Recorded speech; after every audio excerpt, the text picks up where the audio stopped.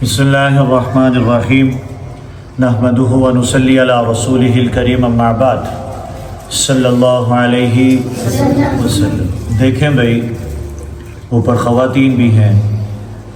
میں اسکول میں ایک بات کرتا ہوں کہ پتر جب بھی نبی کا نام آئے اپنی شہادت والی انگلی اٹھا لیا کریں۔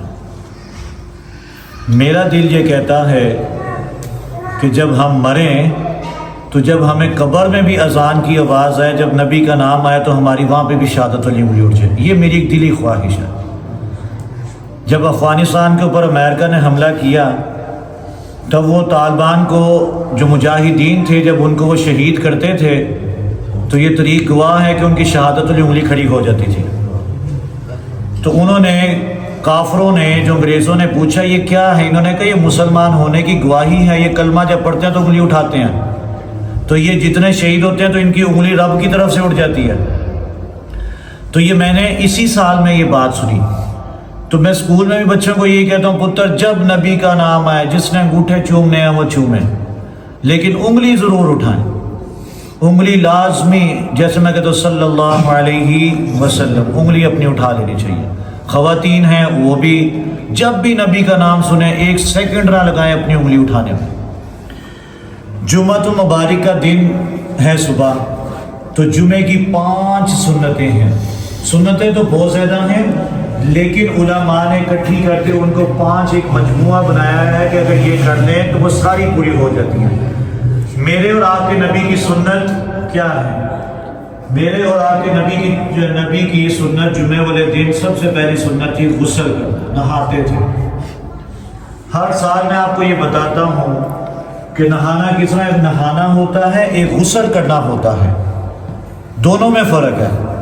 نہانا یہ ہے کہ شاور کھولا، ٹوٹی کھولی اس کے نیچے، غسل کرنا ہے، غسل کرنے سے پہلے آپ نے وضو کرنا ہے، وضو کرنا ہے، پاؤں نہیں دھونے، پاؤں چھوڑ دینے ہیں۔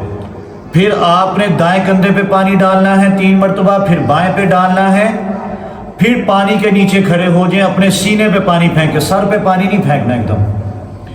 یہ سائنس بھی یہ بات کہتی ہے جب نہانے لگو تو سر پہ پانی مت ڈالو، ہمارے نبی نے 1400 سال پہلے کہہ دیا تھا۔ دماغ جسم کے ساتھ ہوتا ہے، جسم سویا ہوتا ہے، دماغ بھی سویا ہوتا ہے۔ جب آپ پانی ایک دم ڈالتے ہیں دماغ پہ تو سائنس کہتی ہے کہ وہ پورے جسم میں خون کو بڑی تیز دوڑاتا ہے، جس سے آپ کو فالج بھی ہو سکتا ہے۔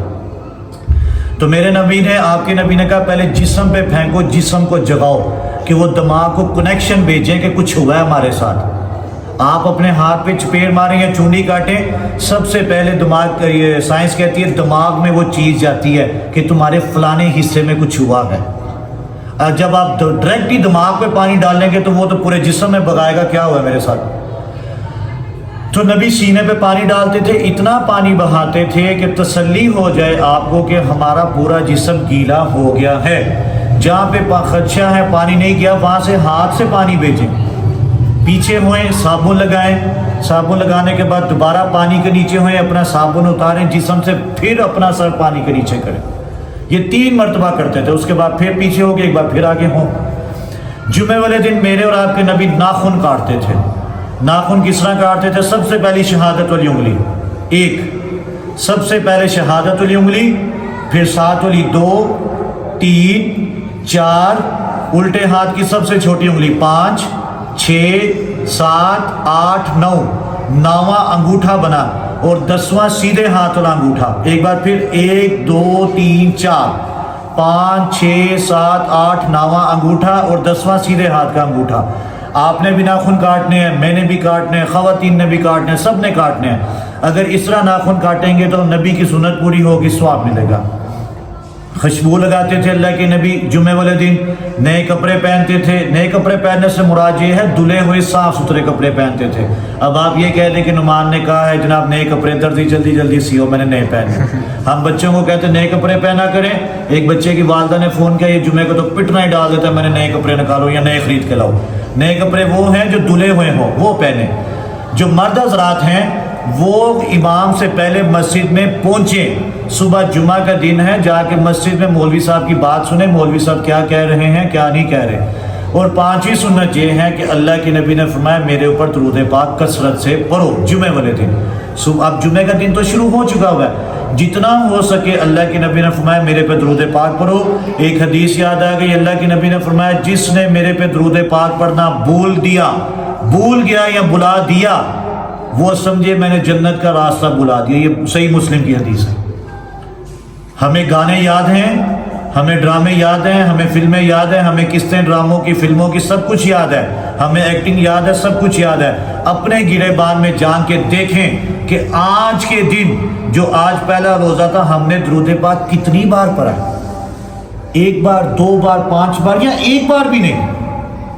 میرے اور آپ کے نبی نے کہا کہ وہ جنت کا راستہ ہی بھول گیا جس نے میرے پہ درود پاک پڑھنا بھول دیا.